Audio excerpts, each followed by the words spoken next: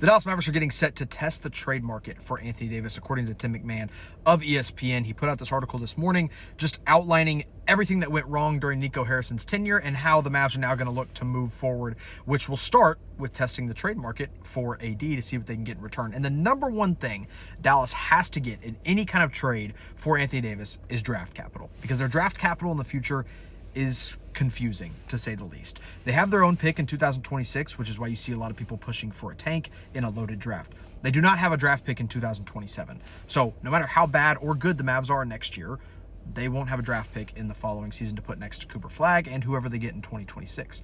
In 2028, they do have a draft pick, but Oklahoma City has the rights to swap that. So if Dallas gets, the number 10 pick and Oklahoma City gets the 29th pick, Oklahoma City can swap those picks and they'll get Dallas's better draft pick.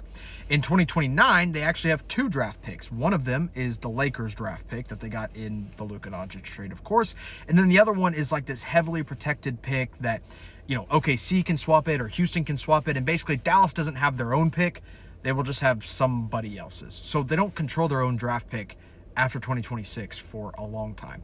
So any trade that is made, including Anthony Davis, has to, number one, get a 2027 pick, and number two, just try to get future draft picks. And maybe you can get a couple young players in there as well. I do think trading Anthony Davis is the best thing for this franchise going forward, but are they going to wait around and see what his value is after he plays a few games, or are they just going to have to trade him for pennies on the dollar?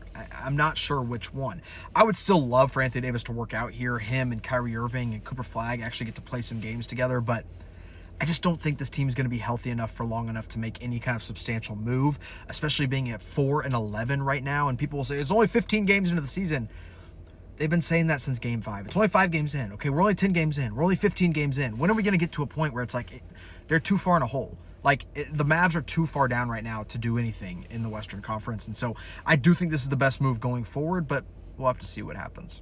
On another note, and if you made it this far in the video, thank you. Sorry I haven't been making videos over the past week. I was on vacation, and I just took some time to just enjoy that and not worry about the dreadful game that is Dallas Mavericks basketball. But I'm back in the swing of things, so more content coming from me soon.